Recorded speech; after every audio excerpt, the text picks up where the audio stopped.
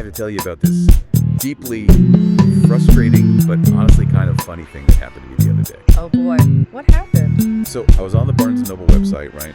Just browsing around, and I was trying to look up this specific book. It's called The Little Book of Foreign Swear Words by Sid Finch. Okay, great title. Right, I was curious. But when I clicked on the page to actually read about it, the screen just went totally blank and gave me this giant, glaring, access denied error message. Oh, no way. Just for a book on swear words. Literally just for that. Yeah. My internet was fine, the site was up, but for whatever reason, the system looked at my specific request and just said, nope, absolutely not. You do not have the administrative permissions to view this content. That is so annoying. Yeah. But kind of hilarious. It is. But it actually got me thinking, and this is going to sound like a stretch, but bear with me, it got me thinking about art. Okay, I'm with you. How so? Well, imagine looking at a piece of highly experimental art, a film, a painting, whatever, and instead of your brain seeing colors or shapes or a story, your brain just flashes that exact same access denied error. Right, yes. Like you're looking right at it, your eyes are working perfectly fine, but you just don't have the internal permissions to process what is happening in front of you. It's like staring at a completely foreign language where even the alphabet defies gravity. That is actually a perfect metaphor because it's an incredibly disorienting feeling. It really is. And, most people, when they hit that cognitive wall, they just walk away. They assume the art is broken or it's pretentious or it's just not for them. Right. They just close the browser tab of their mind. Exactly. But then there is this smaller subset of people who see that access denied message and they become completely, entirely obsessed with hacking the system. Yeah, they want to break in. They want to figure out the hidden syntax. They want the administrative rights. And that brings us to today. Because today, you and I, and the listeners sitting right there with us, are going to hack that exact system. We have a very specific mission today. We really do. Our mission is to decode one of the most mesmerizing, perplexing, and frankly, adult-oriented foreign languages in the history of cinema. I am so excited for this. We are talking about the Quay brothers. Stephen and Timothy Quay. Yes, identical twins. Born in Pennsylvania, but they moved to London decades ago and just became these absolute legends in the hyper-niche, intensely meticulous world of independent puppet animation. And they are legends for a reason, but they are not easy to understand, which is why our guide for this decoding process is going to be a deeply researched thesis by Suzanne Boutin. Right, and she really goes deep. She spent years dissecting the Quay's work.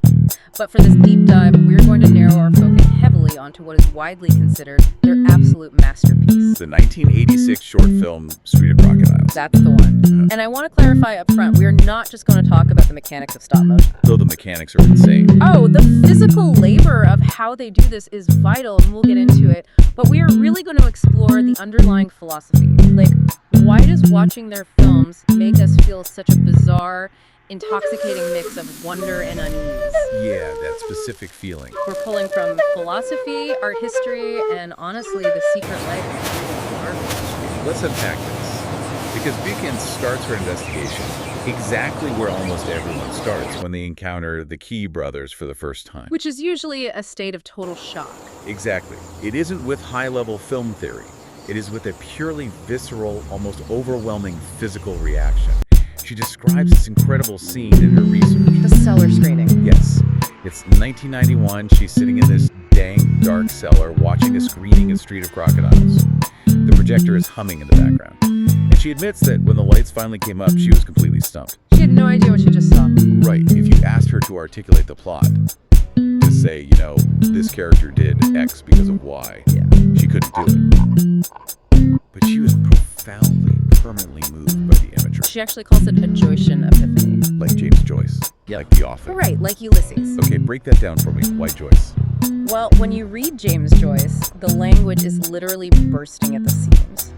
A single sentence might have, 4 overlapping puns, a reference to Greek mythology, and a very specific joke about a Dublin pub, all happening at the exact same time. So it's overwhelming. Totally overwhelming. It defies standard grammar to convey a deeper, messy reality, and Buchan experiences the Quay brothers as a visual version of that. A vision animated to the bursting point. Yes. It is highly illogical. It operates almost entirely on dream logic. And there's this specific moment in Street of Crocodiles that triggers this realization for her. The screws. The screws. Yeah. Ordinary, dirty metal screws. I really want to paint the picture of this scene for the listener because it's not like watching, a shiny Pixar movie. No, definitely not. The setting is this incredibly grimy, shadowy, wooden floorboard. It looks like the forgotten corner of some abandoned attic. And suddenly, these rusted metal screws start to playfully congregate. Playfully, that's the word. They actually twirl themselves out of the solid wood. They twist, they scrape, they gather together like a flock of curious insects. It's so unsettling. And it's not just that they are moving. That's the crazy part.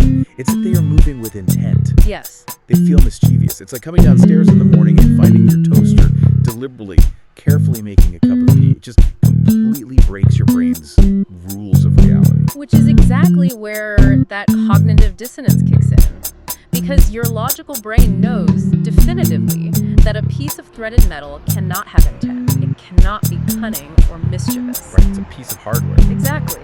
Yet as you watch the screen, you explicitly feel the emotion and the intention of that screw.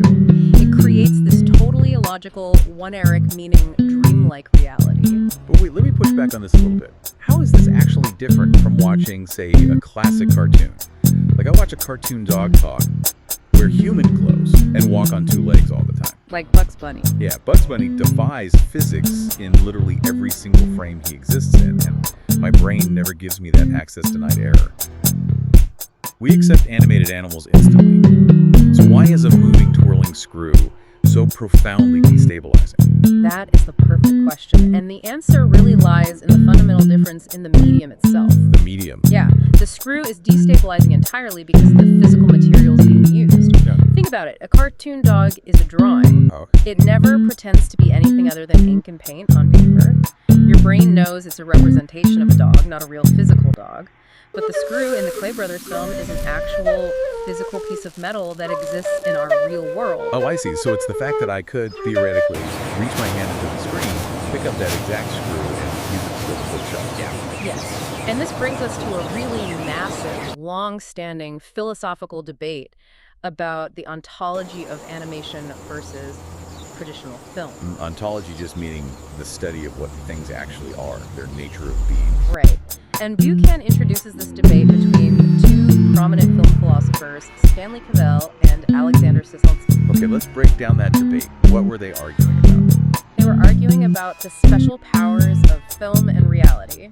Sisonsky basically argued that traditional 2D cartoons, think early Disney like Snow White, present a world that we experience, but it is not the world. Right, it's a drawn world. Exactly. Those drawn dwarfs and drawn apples never existed anywhere in physical three-dimensional space until a projector threw them onto a screen. They don't occupy real space, and they don't occupy real time. They're just pure imagination made visible. Exactly. And then Cavell takes that idea even further. He suggests that cartoons might not even belong to the cinematic region of real-world projection at all. Wait, really? He didn't think cartoons were movies. Basically, yeah. He argued that the defining magical characteristic of cinema is its ability to photograph and project reality. Therefore, because drawings inherently are not reality, cartoons are something else entirely. So they're just moving paintings. Right. Not movies in the strictest philosophical sense. I mean, I can kind of see the logic there. If a camera isn't capturing light bouncing off a real physical object in a room, is it really photography? That's his point. But puppet animation, the stuff the keys do, seems to completely shatter those neat little boxes those two philosophers built. Oh, it obliterates them. Because puppet animation completely disrupts this debate.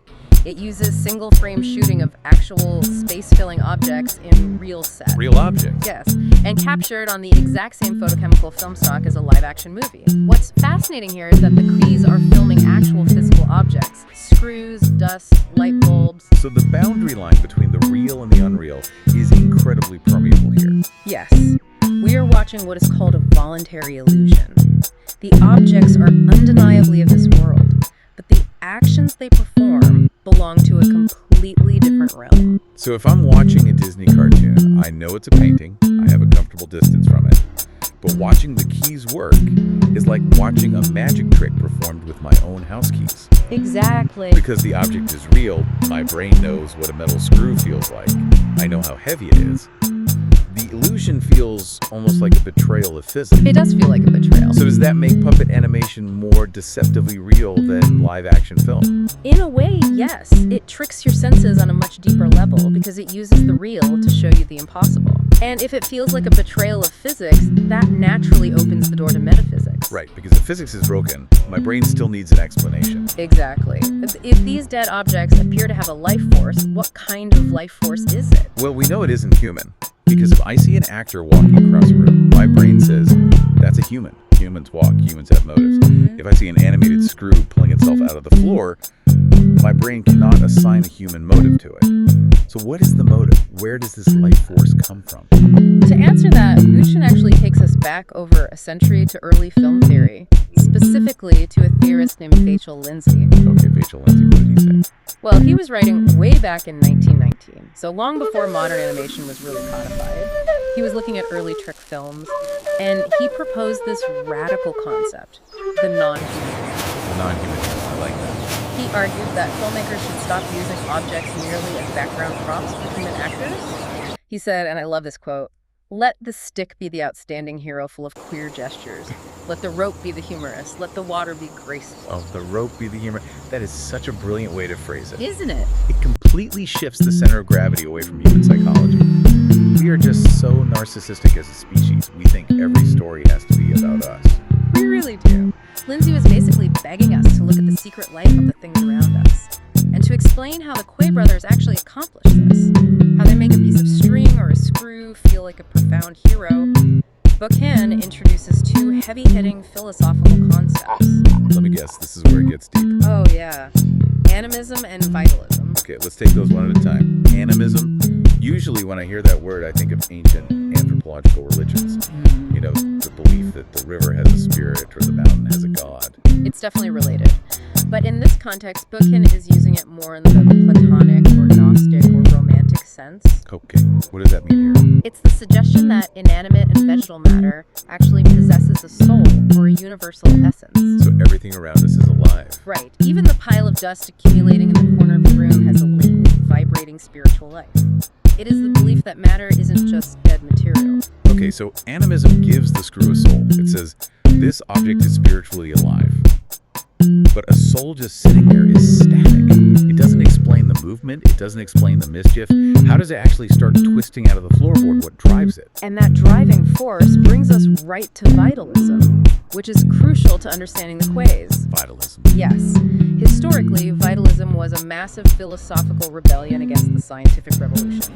In the 18th and 19th centuries, science pushed this idea of purely mechanistic materialism. The idea that the universe is just a giant clockwork machine. Exactly. Everything can be explained by physics, chemistry, atoms bumping into each other. A very cold, rational view of the world. Right. The idea that we are all just meat computers. Meat computers, exactly. Vitalism rejected that completely. Vitalists argued that living organisms, or life itself, contains some non-physical element that goes beyond just mechanics. But Buchan specifically points to the philosophy of Arthur Schopenhauer to connect this to the Quay brothers. I know Schopenhauer has a reputation for being a bit of a pessimist. He definitely does. But his core theory is fascinating. Break it down for us. Well, Schopenhauer argued that the ultimate foundational reality of the universe isn't matter, and it isn't rational intellect. It is what he called the will, with a capital W. The will. How does he define that? Because it sounds like human willpower, like deciding to wake up early and go to the gym. Oh, it's much deeper and older than that. Schopenhauer's will is a blind, non-rational, universal driving force. Blind and non-rational. Yes. It is the endless striving, the yearning, the raw thrust of existence itself. It's the gravity that pulls a black hole. It's the urge of a weed breaking through solid concrete. It's the instinct of a newborn animal to nurse. It just wants. Exactly. It has no ultimate goal. It just wants.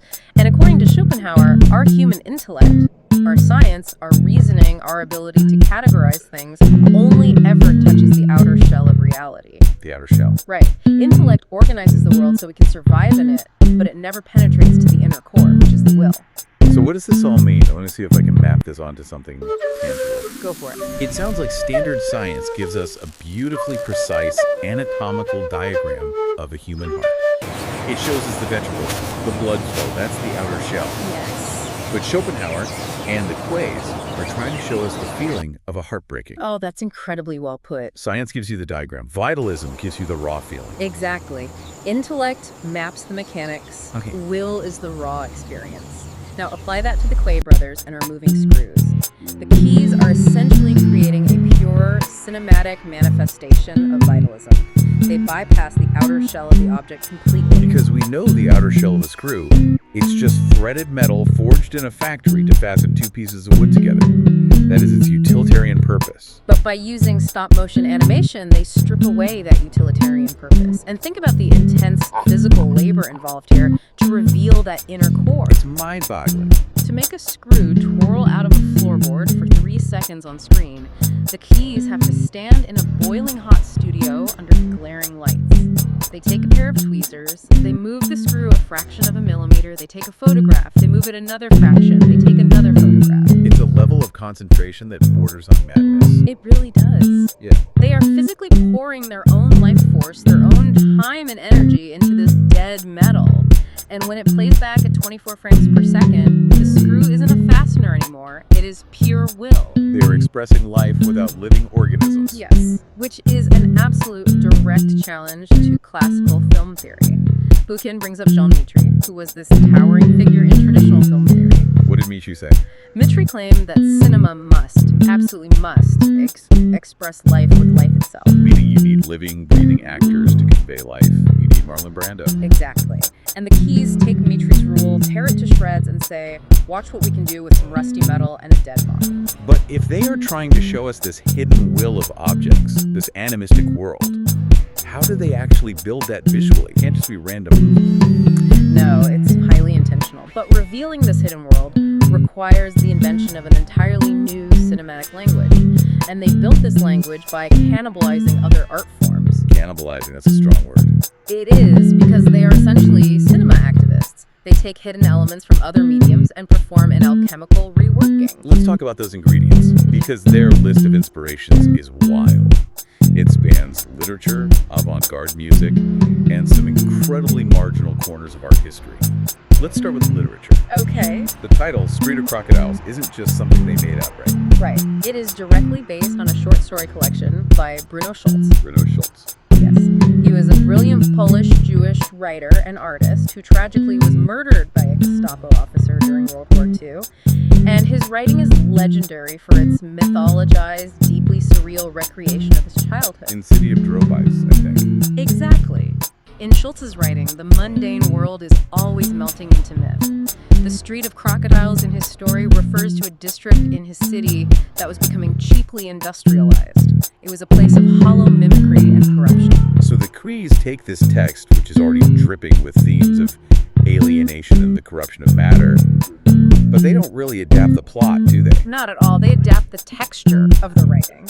And they combine that with influences from Franz Kafka, the master of bureaucratic nightmares, and Robert Walser, a Swiss writer known for his microscopic attention to tiny details. So they're pulling from writers who are obsessed with the metaphysical secret life of the mundane. Precisely. And then there's the music. Yeah, let's talk about the music. If you watch a Quay Brothers film, you are not getting sweeping John Williams strings to tell you how to music. No, you are getting avant-garde composers like Igor Stravinsky and Karl Stockhausen. Stockhausen is intense. Very intense. It's music that relies on dissonance, polyrhythms, unconventional instrumentation.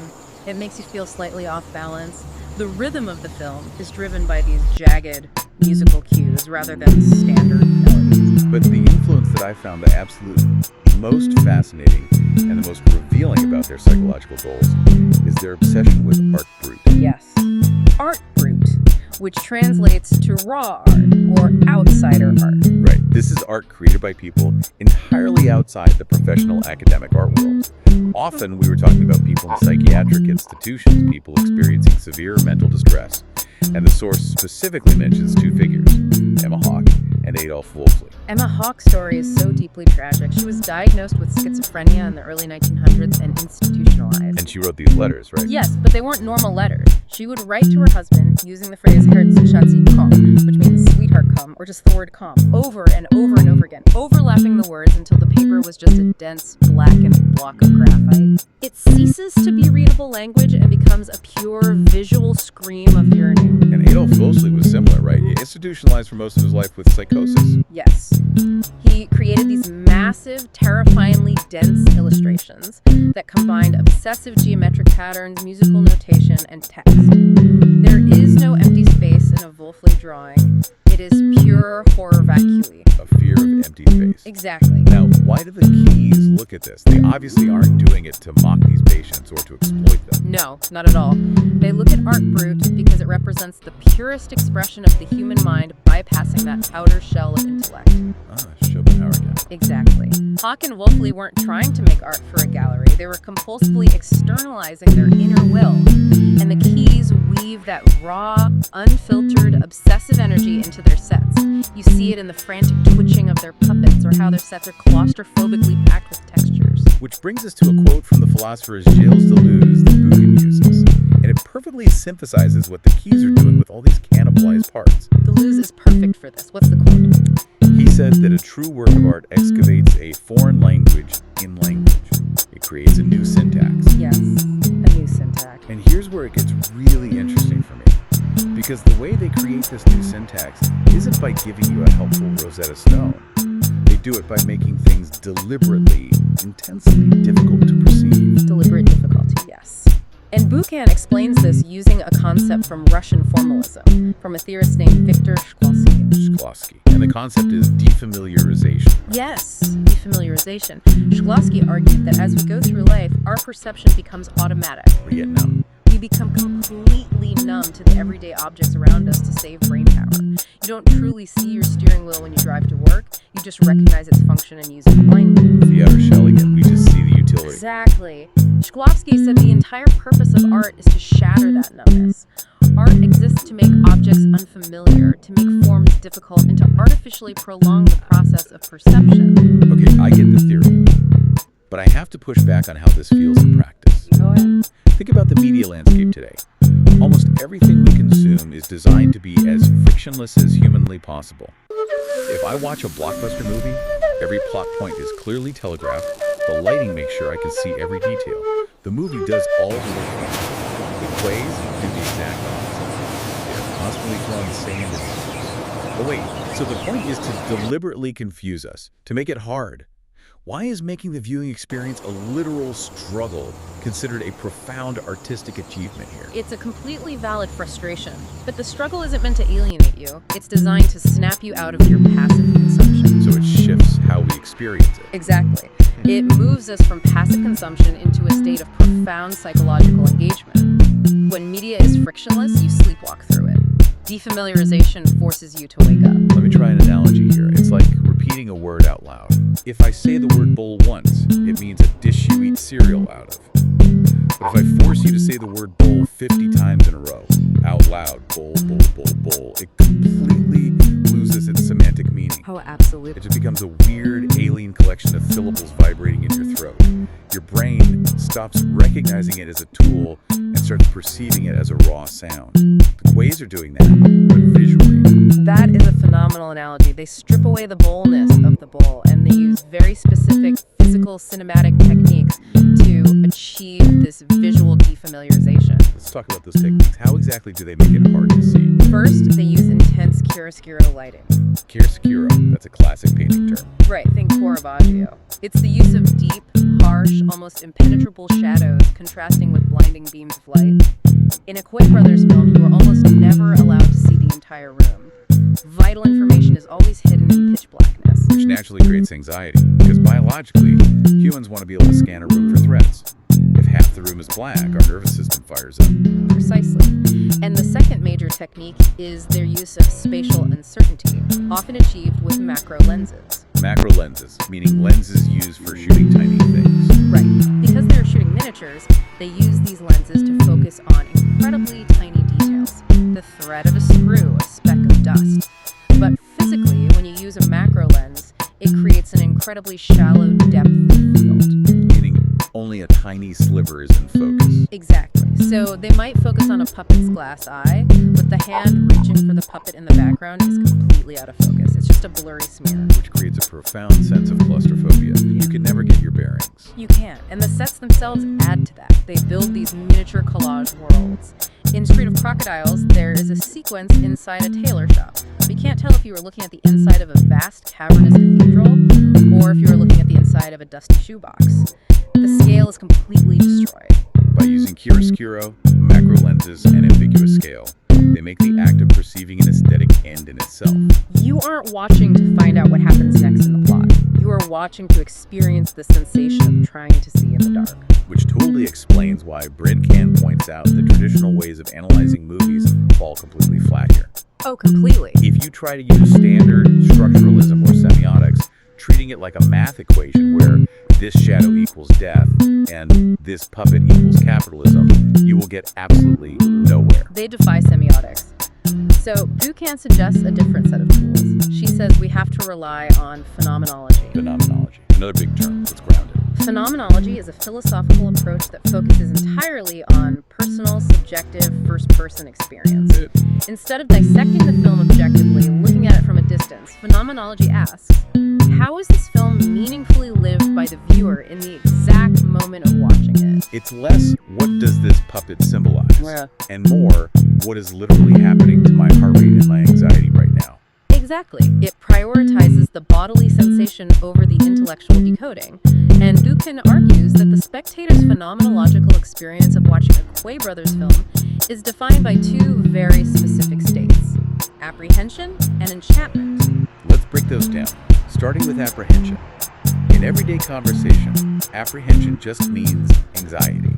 But the source defines it a bit more surgically here. Yes. In this cognitive sense, apprehension is the state of grasping something intellectually, understanding the visual information, but simultaneously anticipating that what comes next might completely violate your expectations. It implies that your knowing is always incomplete. Right. You see the wooden floorboard, you see the screw, your brain says wood, metal. You are profoundly apprehensive because the film has already taught you that the laws of physics do not apply. You don't know if the screw will fall down, float up, or turn into a mop. It's the anxiety of living in a universe where the rules change between blinks. That sounds incredibly stressful. Why would anyone subject themselves to that voluntarily? Because in the hands of the Quays, that apprehension is inextricably paired with enchantment. And Erokhane uses a framework from a thinker named Jane Bennett to explain this. How does Bennett define enchantment? Because it's not just fairy dust and magic wands. Not at all. Bennett describes enchantment as a surprise encounter that mixes two seemingly contradictory feelings. On one hand, there is a highly pleasurable feeling of being charmed. Sheer visual texture, the intricate lace, the oxidized metal, the woodwork is aesthetically gorgeous. It commands your attention. But on the other hand, this charm is mixed with an unheimlich feeling. Unheimlich. That's the German word famously used by Sigmund Freud, usually translated as the uncanny. Right, the uncanny feeling of being disrupted. Freud defined it not as something completely unknown, but as something that is deeply familiar, yet strangely alienated and unsettling. Like seeing a lifelike doll in the dark. Exactly. You know it's a doll, but for a split second, your brain registers a dead thing as living.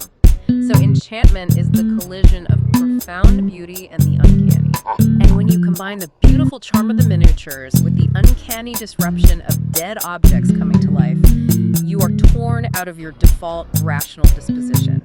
Bennett argues it results in a mood of fullness, a return to a state of childlike excitement. If we connect this to the bigger picture, it makes perfect sense. Think about how a toddler experiences the world. To a young child, a dark room isn't just an absence of photons. It is a space of infinite, magical, and terrifying possibility. Yes, they haven't built the outer shell of intellect yet. A shadow moving on the wall could genuinely be a monster. As adults, we lose that. We have to function. We tell ourselves, it's just a shadow, it's just a piece of metal. We rationalize the magic away. But the Quay brothers strip away that protective outer shell. They force adults to inhabit that vulnerable, hyper-perceptive, magical state of childhood again. You are simultaneously transfixed in wonder and slightly terrified. You are at the mercy of the will of the objects. Think about the last time you, the listener, were truly enchanted. It's like wandering into a dark forest where you swear the trees are whispering. You're slightly terrified, that's the uncanny apprehension, but you absolutely cannot look away because it's so beautiful. And this is why, ultimately, the access denied error message we started with is so apt. The rational part of your brain that wants a simple, linear story is denied access. It will never understand a Quay Brothers film. It bounces off the firewall. Exactly. But if you stop trying to solve the film and instead allow yourself to just experience the apprehension and the enchantment phenomenologically, a completely different kind of access is granted. An access to the inner core of things, the will. Precisely. You experience the film as a lived event. Which brings us back around to the journey we've taken today. We started with an access-denied error to a foreign language. And step by step, utilizing Suzanne Buchan's incredible research, we learned how to translate the visual language of the Quay brothers. We looked at how real-world objects manipulated on film challenge our grasp of reality. We saw how Schopenhauer's vitalism gives a soul to screws and dust, and how the deliberate difficulty of their art, the macro lenses, the chiaroscuro, the art brut influences, leads to a profound state of enchantment. And I want to remind everyone that this deep dive isn't just about obscure 1980s animation. The Quays are offering an invitation to look at the mundane, physical spaces around you, your desk, your kitchen, a dusty floorboard, and realize how much of your reality is just a voluntary illusion. It's an illusion governed by your own intellect's outer shell. They teach us to see the life in the lifeless. So I want to leave you with a final thought to mull over.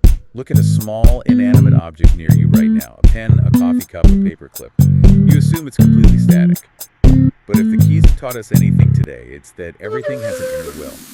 Ask yourself, if that object were suddenly untethered from the rules of time and human physics, what exactly would it do?